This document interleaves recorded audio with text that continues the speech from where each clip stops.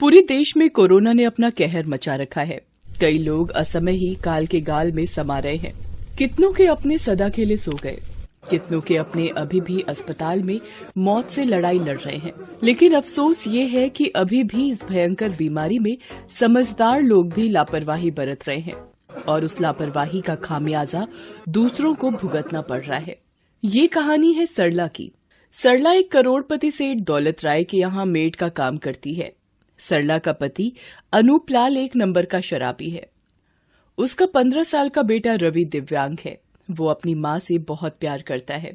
दूसरी ओर दौलत राय के घर में उसके माता पिता, 2 बेटे और 1 बेटी थी। दौलत राय की पत्नी शोभना को 2 दिनों से बुखार आ रहा था। पहले तो उन्होंने उसे हल्के में लिया, लेकिन बाद में अपने एक दोस्त के कहने पर उसका टेस्ट करवाया। उसका टेस्ट पॉजिटिव निकला। दौलत राय अपने पिता और बच्चों के साथ बैठा टीवी देख रहा है। इन टीवी वालों ने तो बिना मतलब कोरोना को इतना तूल दे रखा है कि क्या बताएं। बेटा, मुझे भी यही लगता है, इसलिए मैंने न्यूज देखना ही बंद कर दिया है। वैसे तुमने सरला का कुछ सोचा क्या बेटा? उसे बुलाना है कि नहीं बुलाना है? अरे क्यों नहीं बुलाना है पापा? माना कि शोभना का टेस्ट पॉजिटिव आया है, लेकिन मान लीजिए कि अगर सरला को हमने काम पर आने के लिए मना कर दिया तो एक तो उसको मुफ्त में पगार दो, ऊपर से 15 दिन घर का काम खुद से करो। डैडी, मुझसे कोई उम्मीद मत रखना आप लोग, मैं कुछ नहीं करने वाली। दौलत राय ने जानबूझकर अपनी पत्नी की बीमारी की बात सरला से छिपा ली। सरला बेचारी काम पर आती रही। शोभना के कमरे में भी वो पहले की तरह जाती और वहां की सफाई करती। 2 दिन की बात है, वो सरला के कमरे की सफाई कर रही थी, तभी उसके शरीर में तेज दर्द उठा। उसे बुखार जैसा भी महसूस हो रहा था। वो किसी तरह अपना काम कर रही थी, लेकिन थोड़ी देर बाद उसे लगा कि अब उससे काम नहीं किया जाएगा। दौलत राय लैपटॉप पर कुछ काम कर रहा है। साहब, दौलत राय उसकी बात को अनसुनी करके लैपटॉप पर काम करता रहता है। सरला एक बार फिर से बोलती है, साहब। सरला की आवाज सुनकर दौलत राय को गुस्सा आ जाता है। अरे क्या हो गया है? क्या साफ साफ कर रही है? देख नहीं रही है कि मैं काम कर रहा हूं? साहब, वो अरे अब वो क्या लगा रखा है? जल्दी बोलो, मेरे पास इतना समय नहीं है। तब सरला ने अपनी तबीयत खराब होने की बात दौलत राय से कही और छुट्टी मांगी। अरे तुम भी ना सरला, कमाल करती हो। देखती नहीं मालकिन की तबीयत खराब है और उस पर तुम छुट्टी ले लोगी तो घर का काम कौन करेगा? मैं समझती हूँ साहब, लेकिन आज हिम्मत जवाब दे रही है। अच्छा ठीक है, सबके लिए खाना बना दो, फिर चली जाना। बेचारी मजबूर सरला क्या करती। उसके पूरे घर की जिम्मेदारी उसके कांधे पर थी। दौलत राय के यहाँ से जो पगार मिलती थी, उसी से तो उसके घर का गुजारा चलता था। वो उसे मना नहीं कर सकती थी। किसी तरह उसने रोटी और दाल बनाई और घर की ओर निकल पड़ी। रास्ते में उसे चक्कर आ रहे थे। ये मेरी तबीयत इतनी खराब कैसे हो गई? पूरा बदन टूट रहा है, हल्की हल्की खांसी भी आ रही है। कहीं मुझे कोरोना तो नहीं हो गया? क्योंकि एक दिन मैंने साहब की बेटी और बेटे को कोरोना बीमारी के लक्षण के बारे में बातें करते सुना था। ये सारे लक्षण तो वैसे ही हैं। हे भगवान, तब तुम बहुत गड़बड़ हो जाएगी। वो किसी तरह घर पहुंची। उसका बेवड़ा पति नशे में धुत बिस्तर पर पड़ा था। उसका बेटा रवि पढ़ाई कर रहा था। जैसे ही सरला घर में आई, उसका बेटा रवि बैसाखी संभाले उसके पास आने लगा तो सरला ने उसे मना कर दिया। बेटा, तुम मेरे पास मत आओ, मुझे बहुत बुखार है, तुम मुझसे दूर रहो अभी। अरे क्यों माँ? बुखार में कोई दूर जाता है क्या? रुको, मैं तुम्हें दवा देता हूँ। मैं दवा खा लूंगी बेटा, लेकिन तुम मुझसे दूर रहना। क्या माँ, तुम बार बार दूर रहना कह रही हो? मुझे नहीं रहना आपसे दूर। हाँ, वो ये बातें कर ही रहे थे कि अचानक सरला को सांस लेने में बहुत दिक्कत होने लगी। वो जोर जोर से खांसने भी लगी। रवि बेटा, मुझे थोड़ा पानी पिला दे बेटा। देखना, मुझे बहुत जोरों से खांसी आ रही है और सांस लेने में भी दिक्कत हो रही है। ये कहते कहते सरला अचानक बेहोश हो गई। अपनी माँ की ऐसी हालत देखकर रवि घबरा गया। माँ, उठो ना माँ, उठो ना माँ। लेकिन सरला ने कोई जवाब नहीं दिया। रवि ने अपने पिता को भी जगाने की कोशिश की, लेकिन नशे में धुत उसका पिता सिर्फ हाँ हूं करता रहा, फिर आंखें बंद कर लेता। रवि को समझ नहीं आ रहा था कि वो क्या करे और कैसे करे, लेकिन उसने हिम्मत नहीं छोड़ी। वो किसी भी तरह अपनी मां को बाहर लेकर आया। घर के बाहर उसे अब्दुल चाचा दिखाई दिए। उसने उनके हाथ रिक्शे में उन्हें बिठाया और अपनी मां को लेकर अस्पताल पहुंचा। लेकिन अस्पताल की हालत काफी भयावह थी। कोई मरीज अस्पताल के बाहर ही लेटा हुआ जोर जोर से सांस ले रहा था, तो कोई पेड़ के नीचे। अस्पताल के सारे बेड भरे हुए थे। वो किसी तरह अब्दुल चाचा की मदद से अपनी मां को अस्पताल के गेट के पास लेकर आया और फिर अस्पताल कर्मी से अपनी मां को भर्ती करने के लिए कहने लगा।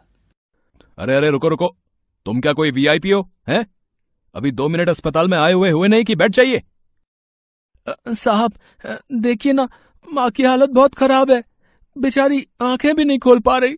भगवान के लिए इन्हें भर्ती कर लीजिए ना। अरे मेरे बाप, समझते क्यों नहीं तुम? एक भी बेड खाली नहीं है। वैसे भी तुम्हारी माँ को बेड से ज्यादा ऑक्सीजन की जरूरत है। तुम जल्दी से सिलेंडर का इंतजाम करो, जाओ। वो कहां से लाऊं मैं? आप ही कुछ करिए ना व्यवस्था। अरे इस समय सिलेंडर की व्यवस्था भगवान भी नहीं कर सकते, मैं कहां से करूं? चलो चलो अब जाओ यहां से, बहुत पेशेंट है यहां। और हाँ, सिलेंडर का जुगाड़ नहीं कर पाए तो बेड नहीं, अर्थी की व्यवस्था कर लेना अपनी माँ के लिए। जाओ यहां से।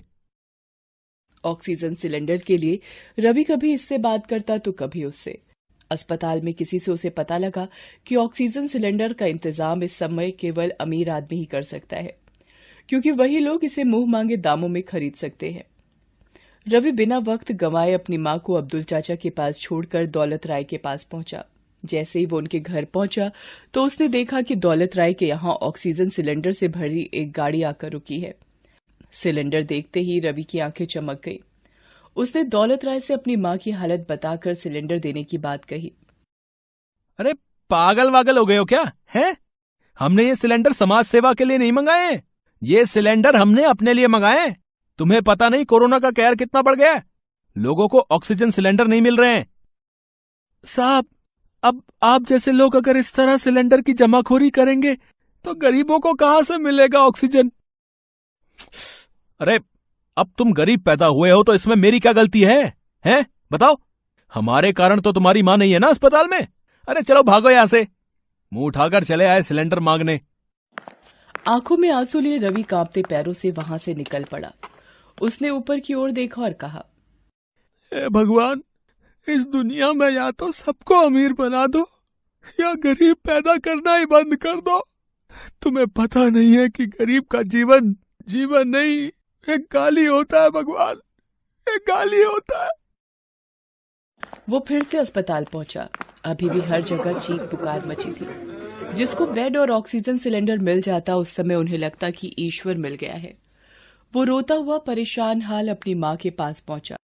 अब्दुल चाचा भी अपने हाथ उठाकर खुदा से दुआ कर रहे थे। एक बार फिर रवि ने अपनी मां के गालों को छुआ, लेकिन इस बार वो बिल्कुल ठंडे से लगे। अचानक मां की सांसें जोर जोर से चलने लगी। बेहोशी की हालत में ही उसने कहा, रवि अपना ध्यान रखना, मैं जा रही हूँ। नहीं माँ, ऐसा मत कहो माँ, तुम कहीं नहीं जाओगी, तुम्हें मेरे पास रहना है माँ। तुम्हें तुम्हारे बिना मेरा क्या होगा माँ? तुम मत जाओ माँ, मत जाओ, कहीं मत जाओ। मैं कुछ करता हूँ माँ। अरे कोई तो मेरी मदद करो। अरे कोई तो बचा लो मेरी माँ को। अरे हम गरीबों का जीवन भी आपकी तरह ही कीमती होता है। अरे कोई तो बचा लो मेरी माँ को। अरे वो मर रही है, अरे वो सांस नहीं ले पा रही है। अरे भाई साहब, अरे बंशी, अरे कोई तो ऑक्सीजन सिलेंडर दे दो मेरी माँ को।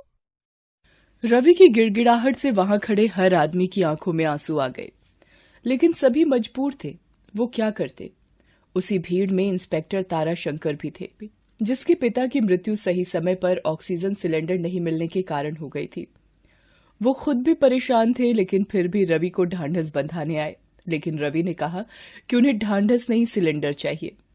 बातों बातों में उसने सेठ दौलत राय जैसे लोगों द्वारा सिलेंडर की जमाखोरी की बात भी उन्हें बताई। इंस्पेक्टर को बहुत गुस्सा आया। उसने अपने सीनियर अधिकारियों से बात कर दौलत राय के घर छापा मारा। दौलत राय ने उन्हें रिश्वत में मोटी रकम देने की पेशकश की, लेकिन उन्होंने उसे खींचकर थप्पड़ मारा और उसे जेल भेज दिया। ताराशंकर ने उसके घर से सारे सिलेंडर जब्त किए और अस्पताल ले आया। रवि, मैं अपने पिताजी को तो नहीं बचा सका भाई, लेकिन तुम्हारी मां को कुछ नहीं होने दूंगा। मैं भी ये वादा करता हूं कि मैं हर जरूरतमंद के लिए ऑक्सीजन की व्यवस्था करके रहूंगा और इन जमाखोर साड़ों को ना जेल में डालूंगा साड़न में। सरला को ऑक्सीजन मिल गया। डॉक्टरों की कड़ी मशक्कत के बाद उसकी जान बच गई। रवि अपनी मां को कुछ दिनों बाद घर ले आया। दोस्तों, बहुत बुरा समय है अभी। इस समय लोगों की मदद करिए। जमाखोरी के इस बुरे समय को और भी बुरा मत बनाइए, क्योंकि देंगे आप साथ तभी कोरोना